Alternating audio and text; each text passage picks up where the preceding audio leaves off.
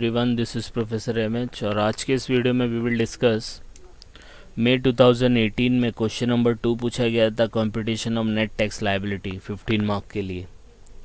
अब net tax liability this is again the question of ITC. अब बोलेंगे sir पिछला भी आया था, सब रिपीटेशन हो रहा है। यस रिपीटेशन है, लेकिन कुछ ना कुछ नया डालेगा क्योंकि एमकॉम है या कोई भी एग्ज़ाम आप दो, कुछ ना कुछ नया हर एक एग्ज़ाम में डालेंगे जिसकी वजह से थोड़ा सा एग्ज़ाम टफ लगे। तो इसमें कुछ क्या नया चीज़ है वो देख लेते हैं। Computation of net tax liability जैसे प्रीवियसली किया था वैसे ही करना है। तो यहाँ पे जो दिया है क्वेश्चन वो है mister Iyer is a registered dealer in the state of Maharashtra. याद रखना आईटीसी का क्वेश्चन आएगा तो ये कौन से स्टेट में है, हर एक ट्रांजेक्शन का रेट क्या है, opening balance of input electronic credit laser, ये सब दिया होगा। For the month of January दिया है। फिर बोला है देखो ये सब ट्रांजैक्शन दिए हैं और इनके रेट्स दिए गए हैं और इनके अमाउंट दिए गए हैं, बराबर है। फिर आगे दिया है details of electronic credit ledger. Electronic credit ledger का बैलेंस दिया गया है। Okay, balance as on first is IGST का 6000 8000 दिया है। फिर input tax credit on purchase during the month already देखो इसमें कैलकुलेटेड करके दिया है तो कन्फ्यूजन हो जाएगा। अब ये जितना भी है परचेज का आपको कैलकुलेशन नहीं करना है क्योंकि परचेज ऑलरेडी दिया है। तो करना किसका है, सेल का करना है। तो देखो ये भी सोल्ड है, sold sold sold. Service charges received, तो सर्विस चार्जेस रिसीव्ड तो मतलब जब सर्विस दी होगी तभी ना, तो सेल है, ये भी सेल्स है, तो सबकी सब सेल्स है। तो 5 ट्रांजैक्शन आपकी जो है वो सेल्स है। और परचेज का input tax credit available on purchase already दिया है तो उसको निकालने की ज़रूरत नहीं है। तो इनका आपको क्रेडिट निकालना है, यही एक नई चीज़ है। नेक्स्ट क्वेश्चन और करेंगे एक, तो उसमें और एक नया चीज़ है जो हम लोग डिस्कस करने वाले हैं। तो इन सब का ट्रांजैक्शन इन सब का टैक्स निकालना है। तो फॉर्मेट कैसे बनेगा,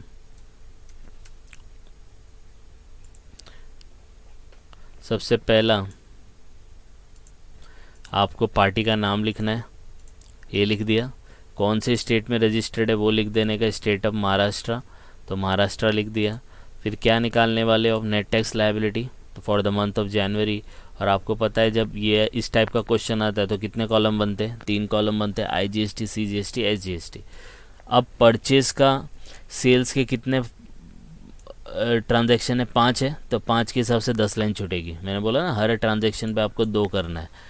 तो पहला टैक्स ऑन परचेजेस सेल्स, और दूसरा कॉलम आपको बनाना है टैक्स ऑन परचेजेस। तो परचेजेस का तो कैलकुलेशन है ही नहीं क्योंकि सीधा परचेज के बारे में टैक्स ऑलरेडी दे दिया है, 20, 30 और 30,000। आई बात समझ में। तो परचेज का कैलकुलेशन नहीं है। अब सेल्स है तो पहले मैं लिख दूंगा sold goods to customer in Mumbai, ये वाला पहले सब लिख देने का। फिर सोल्ड कस्टमर टू पूना। फिर दूसरा क्या है, मध्य प्रदेश नासिक, सेम है तो वही लिखेंगे, sold goods to Madhya Pradesh, customer in Madhya Pradesh Nashik. आई बात समझ में। और last one service charges received, तो सर्विस चार्जेस लिख दिया। ओके, अब एक साथ लिखेंगे। अब कैसे करने का, ये वाला स्टेट जो ट्रांजैक्शन का है ये मुंबई है और ये कौन सा है, महाराष्ट्र। क्या सेम स्टेट में आते हैं, यस और नो, सेम स्टेट में आएंगे कि नहीं आएंगे, यस सेम स्टेट में आएंगे क्योंकि मुंबई महाराष्ट्र में। अगर सेम स्टेट में आएगा तो आपको आंसर ये 2 कॉलम में लिखना है, देखो ग्रीन में हाईलाइट किया। आई बात समझ में। तो ये 2 कॉलम में आपको लिखना है आंसर। तो सबसे पहला मुंबई में कितना सेल किया उसने, 2,12,000 के हिसाब से। तो आप कैसे लिखोगे, यहाँ पे इंट्रा है, 2 लाख का 12% मतलब 6% ईच इन सी और एसजीएसटी। तो 2 लाख का 6% निकाल लो, 6 दूनी 12,000, 12,000 आपको यहाँ पे लिखना पड़ेगा। फिर देखो नेक्स्ट क्या दिया है, पूना। समझ में आई बात, पूना भी महाराष्ट्र में ही पड़ता है तो सेम स्टेट में आएगा। 18% है, 3 लाख, तो लिखेंगे यहाँ पे 18% 3 लाख मतलब 9% ईच आ जाएगा। तो 3 लाख का 9% 27,000। आई बात समझ में। 2 स्टेट में क्यों लिखा, क्योंकि विद इन स्टेट है। फिर देखो मध्य प्रदेश, अब मध्य प्रदेश और महाराष्ट्र दोनों अलग अलग स्टेट है तो आंसर एक ही कॉलम में आएगा। तो मध्य प्रदेश में कितना है, 12% है 5 लाख का, तो 5 लाख का 12% निकालने का और एक कॉलम में लिख देने का 60,000। नेक्स्ट आपको नासिक है, नासिक किधर पड़ता है, महाराष्ट्र में ही पड़ता है, तो सेम स्टेट में आएगा 4 लाख का 5%, दो जगह लिखेंगे, तो ये इस कॉलम में इस कॉलम में, तो 2.5 निकालेंगे 40 4 लाख का, तो वो 10,000 आएगा। देखो यहाँ पे कैलकुलेशन भी दिखाया है, 4 लाख का 2.5%। आई बात समझ में, यस और no. Last part service provided in Thane, Thane किधर पड़ता है आपको पता होना चाहिए। आपका ये जो ज्योग्राफी है, ज्योग्राफी जो है वो क्लियर होनी चाहिए कि भाई अभी मैं बोलूँगा करड़ किधर आता है, क्योंकि अभी ये लेटेस्ट एग्ज़ाम में आया था कि भाई करड़ किधर है, करड़ महाराष्ट्र में, राइट।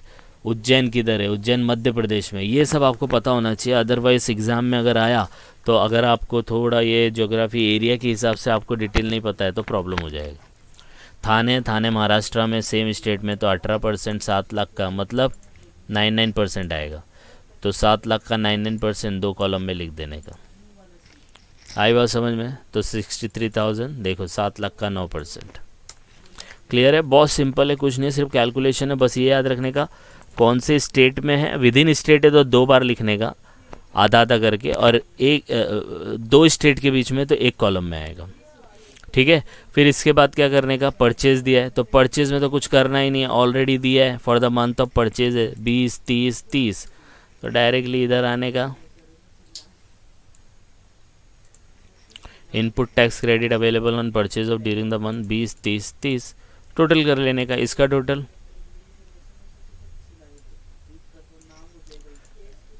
ठीक है। तो अब इसका टोटल ले लेंगे ए, तो 60,000 रहेगा ये। फिर इसका टोटल जो आएगा वो सब टोटल कर लो, तो यहाँ पे मिलेगा आपको टोटल 1,12,000, सेम अमाउंट है तो 1,12,000, और इसका टोटल तो क्या है 20 30 30 ही है, तो यही अमाउंट लिखेंगे, ठीक है। तो ए का टोटल बी का टोटल, अब क्या करने का, ए माइनस बी करने का। 60 में से 20 गया कितना बचा, 40, 1,12,000 में से 30 गया कितना बचा, 82, 1,12,000 में से 30 गया कितना बचा, 82, हो गया, क्वेश्चन ऑलमोस्ट ख़त्म। अब चेक कर लेने का भाई अपने पास ओपनिंग है क्या, ये देखो क्रेडिट लेजर का ओपनिंग दिया है कि नहीं दिया है, ये जनवरी का निकाल रहे हो ना आप, तो 1 जन का है तो ओपनिंग ही हो जाएगा। तो आई का नहीं दिया है, लेकिन सी और एस का 6 और 8,000 दिया है, तो नीचे जाने का लिखने का ओपनिंग, ठीक है। इसको ऊपर कर लेते हैं, इसका 0, इसका 6 और इसका 8, इसको फ्रीज कर देता हूँ तो आपको दिखेगा, ठीक है। ये अब माइनस करो तो नेट टैक्स लायबिलिटी आपकी आएगी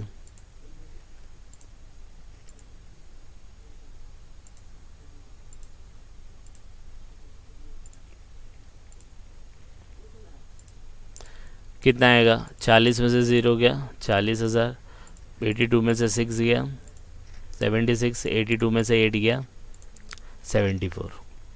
आई बात समझ में, एकदम सिंपल है, ठीक है। अब इसमें कुछ पॉइंट्स है, वो मैं लास्ट वीडियो में भी डिस्कस किया था, इसमें भी कर लेते हैं। ये जो परचेज़ है, परचेज जो मैंने हाईलाइट किया, ये आपको माइनस करने नहीं मिलेगा, माइनस करने नहीं मिलेगा जब तक ये कंडीशन सेटिस्फाई नहीं होती। कौन कौन सी कंडीशन है, यहाँ पे मैं एक साथ दिखा देता हूँ। सप्लाई यूज़ फॉर बिज़नेस, जो भी आप सप्लाई कर रहे हो, परचेज़ कर रहे हो, बिज़नेस के लिए यूज़ होना चाहिए, आपके पास उसका बिल होना चाहिए। जो सप्लाई आप ख़रीद रहे हो वो आपको एक्चुअल में मिलना चाहिए, जो भी गुड्स रॉ मटेरियल ख़रीद रहे हो वो मिलना चाहिए। जो परचेज़ का पेमेंट आपने किया था उसमें टैक्स अमाउंट भी पे किया, वो गवर्नमेंट को पे होना चाहिए, और रिटर्न फाइल होगा अंडर सेक्शन 39। अगर ये कंडीशन में से कोई एक कंडीशन भी सेटिस्फाई नहीं हुआ ना, तो यहाँ परचेज़ का अमाउंट आपको अवेलेबल नहीं होगा। तो एग्ज़ाम में एक सेंटेंस देगा कि purchase from mister Sonu from Nashik, लेकिन नो इनवॉइस वाज रिसीव्ड, तो नहीं करने का, उसका परचेज़ का इनपुट आएगा ही नहीं आएगा। ये TY में ज़्यादातर पूछा था, लेकिन MCOM में भी पूछ सकता है, इसलिए मैंने ये एक्सप्लेनेशन आपको दिया है। उसका भी लिंक डिस्क्रिप्शन में है, वो आप जाके उसको रेफ़र कर सकते हो, कैलकुलेशन सेम होने वाला है, ठीक है। फिर एक चीज़ और बताई थी मैंने ITC के क्वेश्चन में, कि अगर माइनस में आंसर आता है, माइनस में आंसर आता है तो how to adjust. TC of IGST, मतलब ये जो माइनस, ये जो लास्ट अमाउंट है ना, ये अगर माइनस में आया तो माइनस में आया नहीं है इसलिए आगे नहीं बढ़ेगा। लेकिन अगर माइनस में आता तो ये जो IGST का माइनस है ना, पहले IGST को पे करते, सेकंड C और S को दे सकते। बोलने का मतलब क्या है कि IGST अपने आप को दे के फिर C और S को देगा माइनस का अमाउंट। माइनस का मतलब एक्सेस हो जाता है, कोई भी चीज़ एक्सेस होगी तो IGST पहले अपने आप को देगा फिर C और S को देगा। लेकिन C का एक्सेस पहले अपने आप को देगा फिर I को देगा, S अपना एक्सेस अपने आप को पहला देगा और फिर I को देगा, लेकिन C और S आपस में नहीं देंगे। इसलिए देखो दिया है ITC of CGST, first CGST को पे करो, सेकेंड IGST को पे करो। SGST फर्स्ट SGST को और सेकेंड IGST को, लेकिन C S को नहीं देगा, देखो नॉट अलाउड दिया, और S C को नहीं देगा, नॉट अलाउड। ठीक है, तो ये 2-3 क्वेश्चन हम लोग ने प्रीवियसली भी किया है, तो उसमें भी मैंने एक्सप्लेनेशन दिया था, यहाँ पे भी दे दिया है, तो आपका कॉन्सेप्ट क्लियर हो जाएगा। ठीक है, आई होप आपको ये समझ में आया होगा। तो आप इसको गो थ्रू करो, कुछ लगता है कि सर अभी भी नहीं समझा तो कमेंट करके बता सकते हैं, जिससे हम लोग आने वाली वीडियो को इनकॉर्पोरेट कर सके उस चेंजेस को। तो गो थ्रू इट, कुछ डाउट आएगा तो please comment and please like and subscribe for more videos. Thank you.